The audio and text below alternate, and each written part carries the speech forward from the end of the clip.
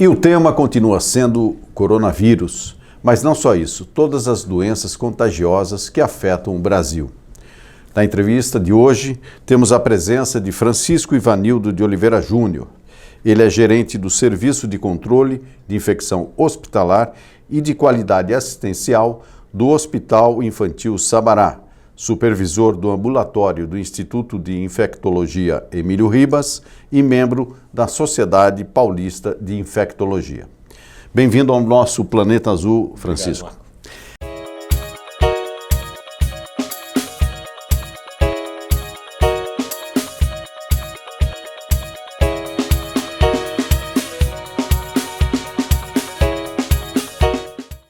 Eu começaria com uma pergunta que incomoda bastante, principalmente quando a gente fala muito de coronavírus, mas acaba não falando também de outras doenças contagiosas, como dengue, sarampo. Como é que você vê o quadro de infecções contagiosas no Brasil hoje? Sem dúvida que se a gente for pensar em termos de número de pessoas que são atingidas hoje, ou mesmo que morrem, de outras doenças infecciosas, quando a gente compara isso daí com o que a gente tem de coronavírus, esse número, o coronavírus se torna praticamente insignificante, né? Então a gente tem uma preocupação muito grande esse ano principalmente com dengue, né, que desde o ano passado tem tido um aumento crescente do número de casos, né, a partir do momento em que começou a circular um novo sorotipo do vírus da dengue, né? Então desde 2019 a gente está tendo aumento de circulação da dengue tipo 2, que não circulava aqui no Brasil há pelo menos 10 anos, então tem um número grande de pessoas que são susceptíveis, pessoas que não tiveram a dengue tipo 2, tiveram outros tipos de dengue, e são 4 sorotipos. O indivíduo que tem dengue uma vez, ele fica imunizado contra aquele sorotipo que foi infectado. E ele depois pode ter essa dengue 2, 3, até 4 vezes. Então, nos últimos anos vinha circulando o sorotipo 1, então agora começou a circular o sorotipo 2, número muito grande de pessoas sem imunidade, né? Então desde o ano passado a gente já viu que em alguns estados, inclusive aqui no estado de São Paulo, e esse ano quem está liderando é o estado do Paraná, né? Essa triste corrida, né? Algum motivo especial para o Paraná ser esse foco nenhum principal? Motivo específico relacionado ao ambiente, nada. Mas a maioria dos casos tem acontecido no Paraná. Alguns outros estados no Brasil com alta probabilidade de terem epidemias também, por conta da alta concentração de criadouros domiciliares e peridomiciliares do mosquito Aedes aegypti. Então, sem dúvida, esse ano a gente tem que estar preparado para reconhecer precocemente os casos de dengue, fazer um bom diagnóstico, fazer um tratamento adequado para reduzir o número de casos graves e o número de óbitos. E no caso do sarampo? O sarampo voltou a ser um problema grave para o Brasil, né, desde o ano passado, na verdade desde 2018, quando a gente teve a reintrodução do sarampo, inicialmente trazido por imigrantes. A situação inicialmente foi mais concentrada nos estados do norte, e o ano passado a gente teve uma epidemia grande aqui no estado de São Paulo, né? São Paulo liderou, né, o número de casos de sarampo do mundo, no Brasil. E com mortalidade significativa? Poucos óbitos, felizmente, em torno de entre 12 e 15 óbitos de sarampo. A maior parte dos óbitos aconteceu aqui no estado de São Paulo, né? Então, aparentemente pode parecer um número pequeno, mas é inadmissível a gente ter mortes por sarampo, né, em um local no Brasil onde a gente tem um programa de imunização muito bem estabelecido, com gratuidade da vacina e cobertura em todo o território nacional.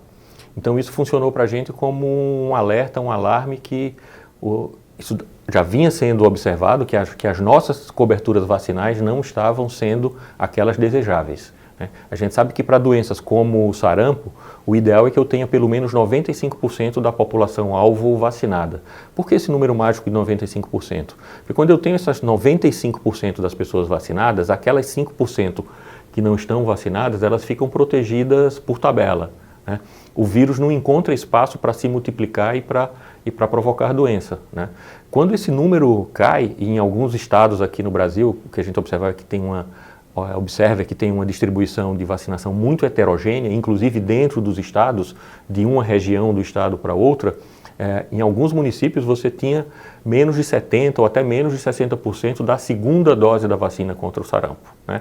Lembrando que a vacina contra o sarampo ela é feita na forma da tríplice viral, que é uma vacina que protege contra sarampo, cachumba e rubéola, e eu preciso de pelo menos 2 doses depois dos 12 meses de vida da criança, para que essa criança tenha uma proteção que seja duradoura. Então, nos últimos anos, principalmente a partir de 2015, 2016, essa cobertura da tríplice viral aqui no Brasil vinha caindo. Agora, ela vinha caindo por qual motivo? Porque o Brasil, em termos gerais, se caracteriza por ter uma boa cobertura vacinal.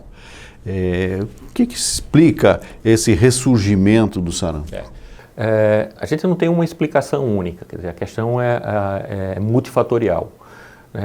Isso depende muito do lugar. Em alguns lugares, principalmente nas cidades maiores, a gente acredita que o efeito de grupos e de falsas notícias, né, com finalidade antivacinal tenha um determinado impacto. Você diz grupo religioso, por exemplo? Não necessariamente grupos religiosos, mas grupos de pessoas. Algumas vezes, em algumas religiões existe, né, crenças para não utilização de vacinas, como em determinados grupos de judeus ortodoxos, que não são uma população preponderante, importante numericamente aqui no Brasil, mas que tiveram implicadas em surtos, por exemplo, na cidade de Nova York, em determinados bairros de Nova York. Mas grupos de pessoas que não acreditam na vacina ou que acreditam que a relação entre risco versus benefício da vacina não é favorável. E eu acredito que a vacina, na verdade, ela está sendo vítima, pode ser paradoxal, do seu próprio sucesso. Quer dizer, no momento em que eu consegui uma cobertura vacinal muito ampla e que as pessoas deixaram de observar, deixaram de ver casos de vacina, e isso a gente encontra mesmo dentro da... Casos de doenças. Casos de doenças, perdão. Casos de doença, né, casos do sarampo, e isso acontece inclusive dentro da classe médica, né, os médicos que haviam se formado nos últimos 10, 15 anos não tinham tido oportunidade de ver casos de sarampo. Então a população também deixa de ver o sarampo, então passa a acreditar que aquela doença foi erradicada.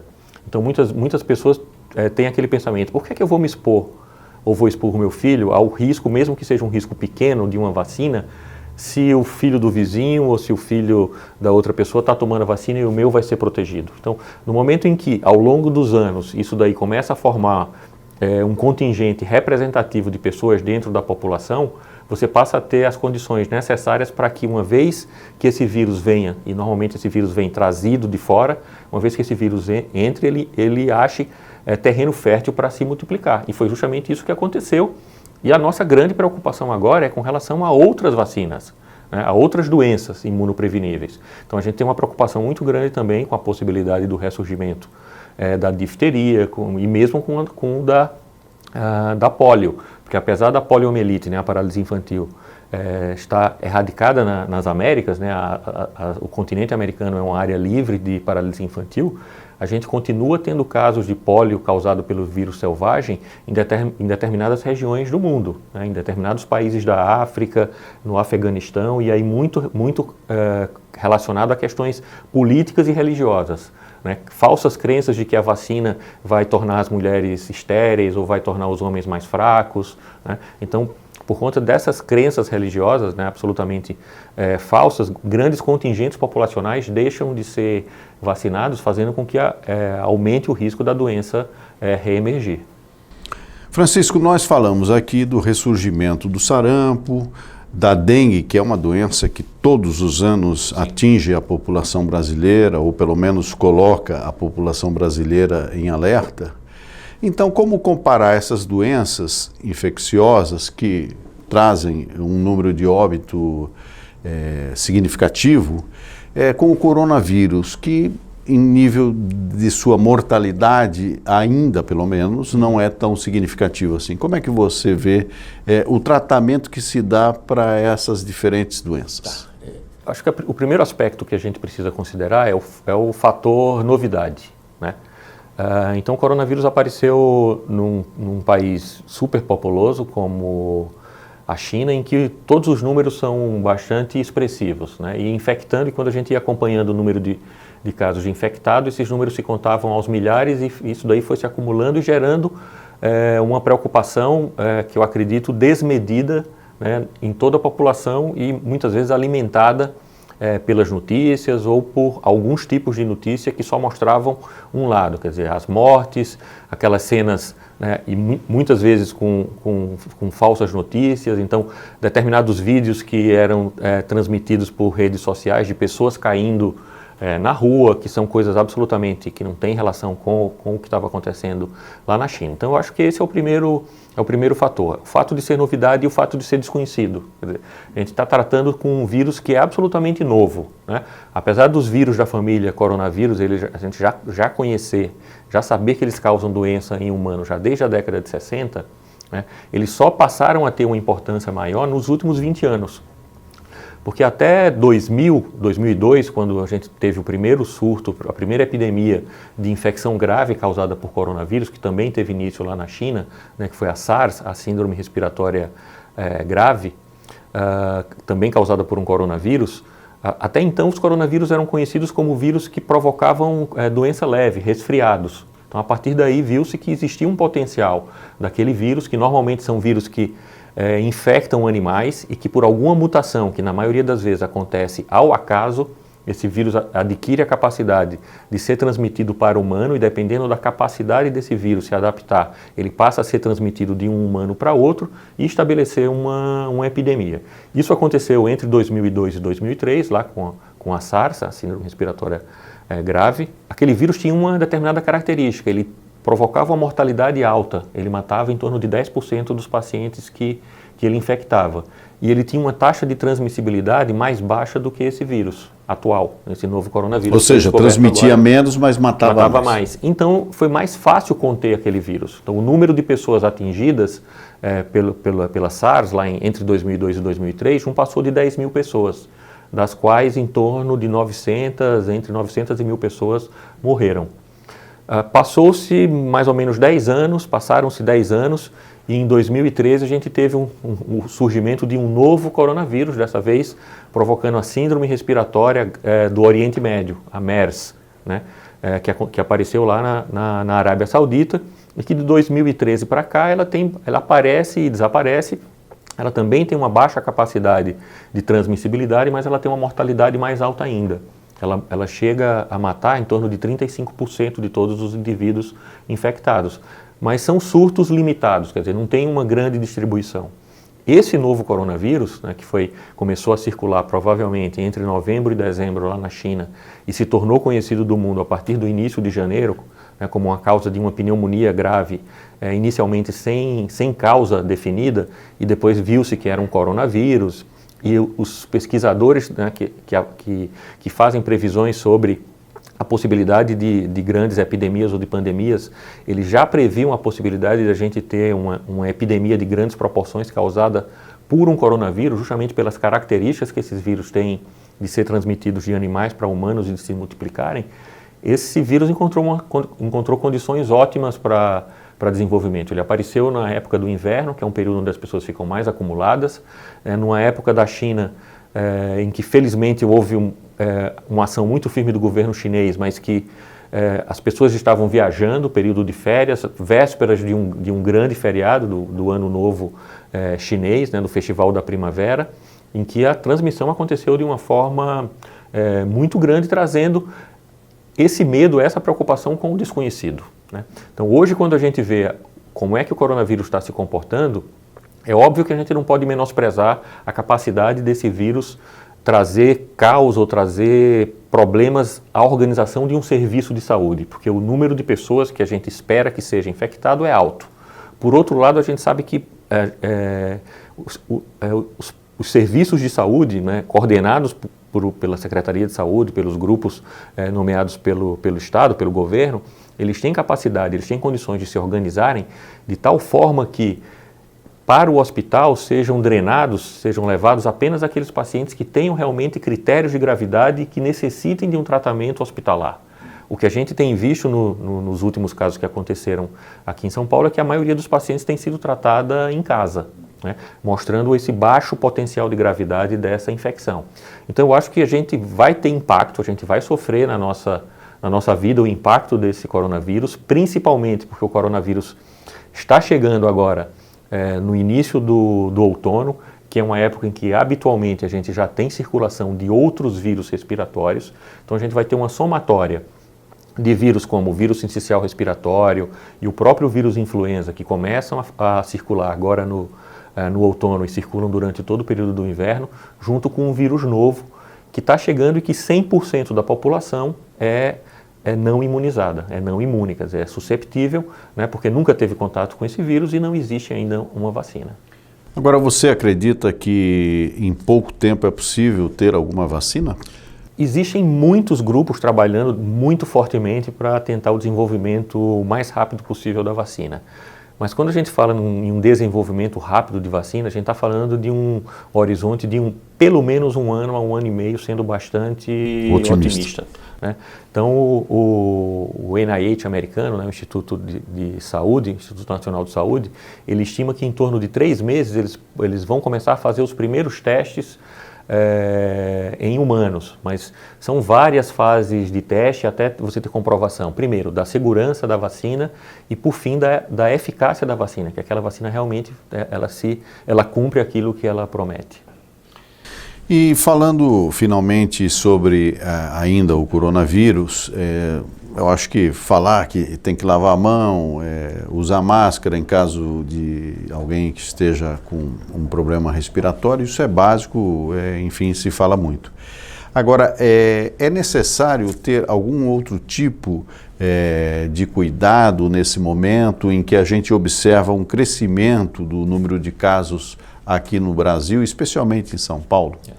Eu acho que esses cuidados que você citou, né, a questão da higiene das mãos e aquilo que a gente chama de etiqueta respiratória ou etiqueta da tosse, quer dizer, é a forma de se comportar para evitar que os indivíduos que já estão infectados transmitam a doença para outras pessoas e aqueles indivíduos que estão sadios adquiram a infecção.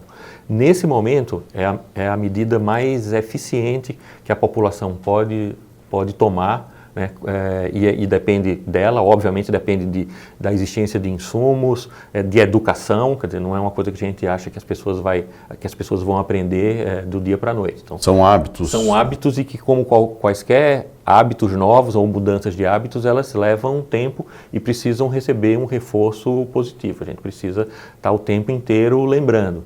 Então a história de que não coloca a mão na frente da boca quando vai tossir, usa um lenço descartável ou usa o antebraço.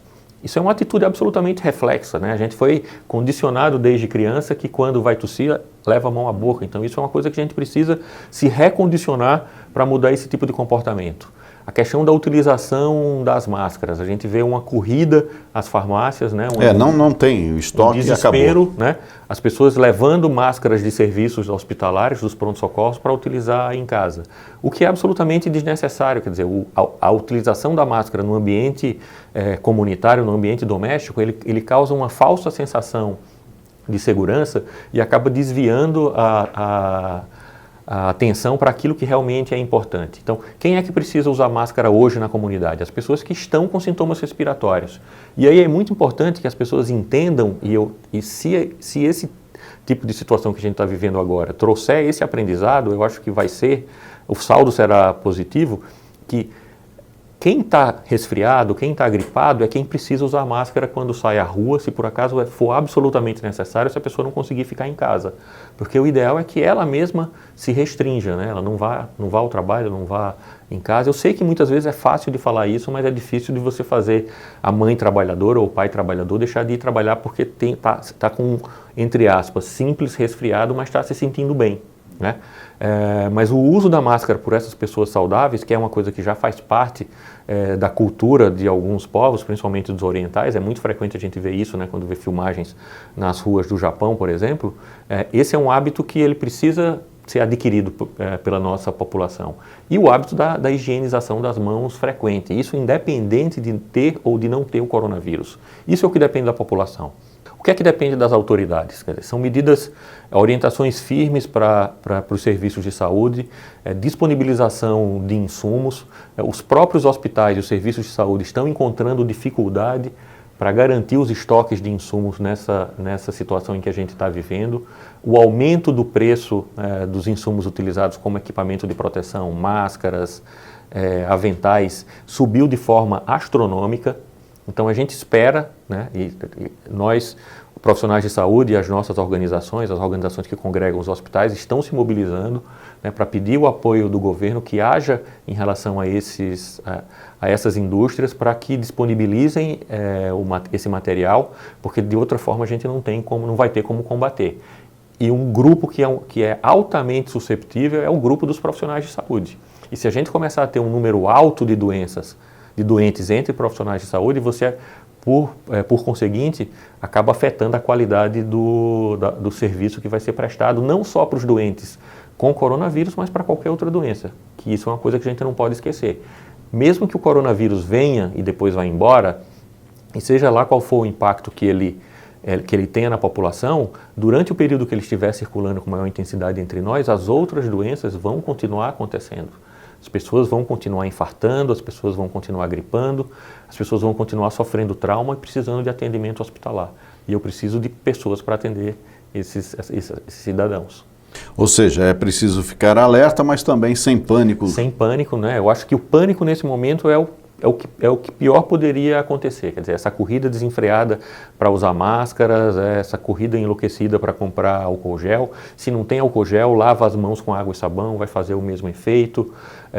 A gente já falou sobre a questão da necessidade ou da não necessidade da máscara. Se o indivíduo for para o hospital, o profissional que vai cuidar dele é que vai utilizar a máscara. E é para isso que a gente precisa garantir o suprimento de máscaras, enfim, de equipamentos de proteção individual no país.